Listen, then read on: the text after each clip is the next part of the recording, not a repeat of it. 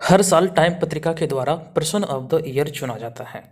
इस बार Joe Biden और कमला Harris को टाइम पत्रिका के द्वारा 2020 का पर्सन ऑफ द ईयर चुना गया है। इस पूरे वीडियो को आप ध्यानपूर्वक देखिए। इनसे रिलेटेड जितने भी महत्वपूर्ण फैक्ट होंगे आपके एग्जाम के दृष्टिकोण से, वो सभी को हम इस वीडियो में डिस्कस करेंगे। और साथ ही इस वीडियो के अंत में मैं इस टॉपिक से रिलेटेड एक प्रश्न भी पूछूंगा, उसका आंसर आपको कमेंट बॉक्स में बताना है। तो चलिए शुरू करते हैं। तो टाइम पत्रिका के इस सूची में भारतीय मूल की कमला हैरिस एकमात्र महिला है जो 10वें स्थान पर थी, और इस सूची में भारतीय प्रधानमंत्री श्री नरेंद्र मोदी को 7वें स्थान पर रखा गया है। ये सभी महत्वपूर्ण है आगामी सभी परीक्षाओं के दृष्टिकोण से, तो इन सभी चीज़ों को आप ध्यान रखिएगा। जो बाइडेन और कमला हैरिस ने 7 नवंबर 2020 को इतिहास रचा था। आप सभी को पता है कि उन्होंने डोनाल्ड ट्रंप को अमेरिकी राष्ट्रपति चुनाव में हराया था, और साथ ही इस बार Time person of the year के चुनाव में भी उन्होंने डोनाल्ड ट्रंप को पछाड़ दिया है। इस टॉपिक से रिलेटेड कुछ महत्वपूर्ण फैक्ट हैं, उन्हें भी जान लीजिए कि डोनाल्ड ट्रंप को साल 2016 में टाइम मैगजीन के द्वारा जब राष्ट्रपति चुने गए थे, उसके उपरांत पर्सन ऑफ द ईयर चुना गया था।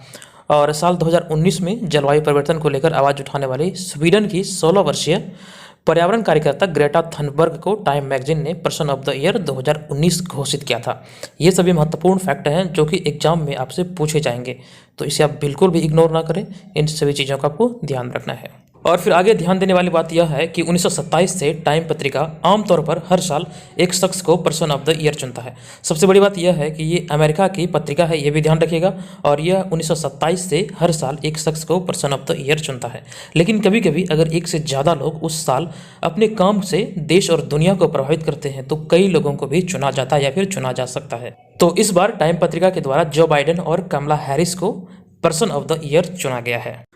आगे बढ़ने से पहले मैं आपको जो बाइडेन के बारे में थोड़ी सी जानकारी देता हूँ। दोस्तों, जो बाइडेन का नाम इस साल सबसे ज़्यादा चर्चे में रहा। जो बाइडेन अमेरिका के 46वें राष्ट्रपति के तौर पर चुने गए हैं, और जो बाइडेन अमेरिका के इतिहास में राष्ट्रपति चुनाव में सबसे ज़्यादा वोट हासिल करने वाले पहले उम्मीदवार बन गए हैं।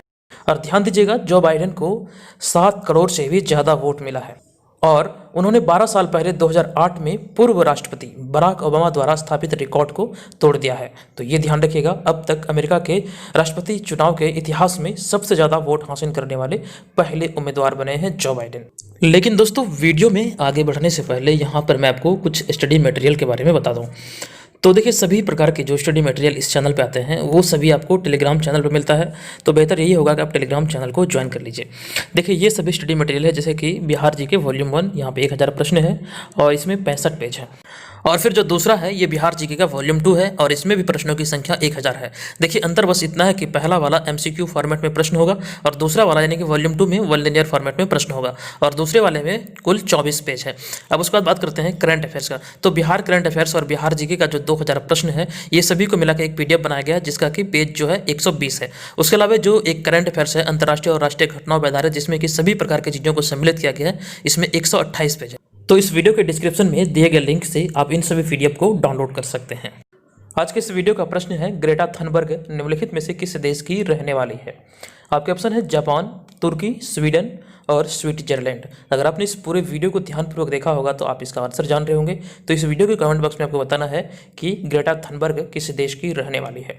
तो इस वीडियो में इतना ही, मिलेंगे नेक्स्ट वीडियो में, तब तक के लिए धन्यवाद।